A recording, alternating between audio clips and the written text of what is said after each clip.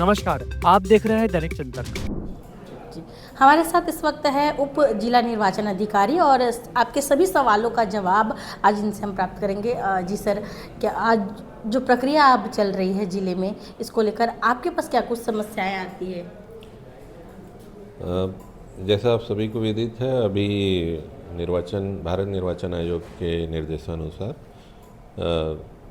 छत्तीसगढ़ राज्य में, इसके अलावा छत्तीसगढ़ के अलावा 9 राज्य और 3 केंद्र शासित प्रदेशों में जो है SIR की गतिविधि प्रारंभ है और 4 नवंबर से लेकर 4 दिसंबर तक इसमें BLO घर घर जाकर सभी मतदाताओं जिनका नाम 2025 की सूची में उपलब्ध है उनको 2 प्रति में गणना पत्रक का वितरण कर रहे हैं और एक गणना पत्रक में उनकी जानकारी प्राप्त कर रहे हैं और उन्हें दूसरे प्रति में पावती प्रदान कर रहे हैं। डेट आगे बढ़ना भी तय है क्या? इसके संबंध में अभी कोई निर्देश नहीं है। निर्वाचन आयोग का कार्यक्रम फाइनल पब्लिकेशन तक जो है पूर्व से जारी है। इसमें परिवर्तन के संबंध में किसी प्रकार की जानकारी अभी हमें नहीं है। सर, वो लोग जिनके जो 2023 में जिनके माता पिता के नाम में त्रुटि है या इनके नाम में त्रुटि है, जो इस वक्त वोटर तो है लेकिन उस समय पर नहीं थे, यानी 2003 में नहीं थे, उनके लिए क्या कुछ सुविधाएं दी गई है? सभी मतदाताओं से अपेक्षा है कि वो अपने 2003 जो पिछला SIR छत्तीसगढ़ में हुआ था उससे संबंधित जो है जानकारी गणना पत्रक में प्रविष्ट करें और उसके पश्चात ही अपने BLO को सौंपें। यदि किसी मतदाता का नाम 2003 की मतदाता सूची में नहीं था, वो अपने माता पिता के डिटेल्स उसमें दे सकते हैं। इसकी सुविधा उसमें दी गई है। यदि मान लीजिए कि कोई ऐसा मतदाता है जिसके माता पिता का भी नाम मतदाता सूची में नहीं था 2003 की, तो ऐसे मतदाता, और लेकिन आज वर्तमान 2025 की मतदाता सूची में उनका नाम दर्ज है, तो वो जो गणना पत्रक है उसके पीछे में भारत निर्वाचन आयोग द्वारा 13 दस्तावेजों की सूची उपलब्ध है। उनमें से कोई भी दस्तावेज उपलब्ध करा सकते हैं अपने ERO के समक्ष। जैसे कि कुछ मुख्य दस्तावेज, जैसे मुख्य दस्तावेजों में है पेंशन आदेश है शासकीय कर्मचारियों के संबंध में, सरकार द्वारा जारी किया गया पट्टा है, मैट्रिकुलेशन सर्टिफिकेट है, उनका बर्थ सर्टिफिकेट है और कुल जैसे आधार कार्ड जो है केवल पहचान के लिए अपना प्रस्तुत कर सकते हैं।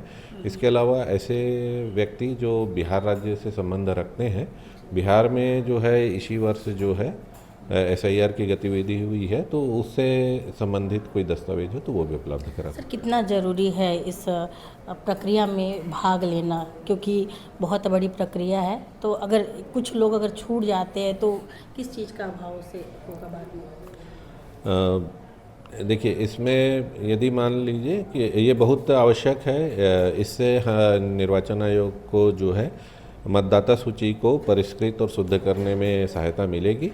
सभी मतदाताओं से अपेक्षा है कि वो इसमें ज़रूर पार्टिसिपेट करें और अपना नाम जो है इसमें शामिल कराने का प्रयास करें।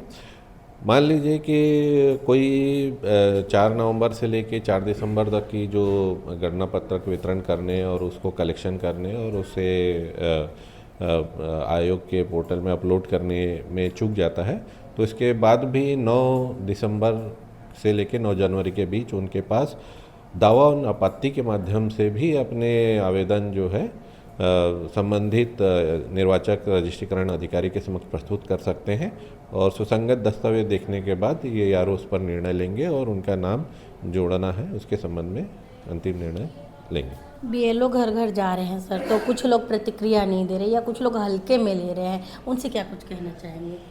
मेरा जिला निर्वाचन कार्यालय दुर्ग की ओर से सभी ऐसे मतदाताओं से मेरी अनुरोध है कि वो इसमें ज़रूर पार्टिसिपेट करें, क्योंकि मतदाता सूची में आपका नाम ही आपको मतदान करने का अधिकार प्रदान करता है, जो कि आप के द्वारा जो है निर्वाचित जनप्रतिनिधि को चुनने में मदद देगा। यदि किसी के थ्रू गलत दस्तावेज या गलत जानकारी शासन प्रशासन को दी जाती है तो उसके लिए क्या प्रावधान है?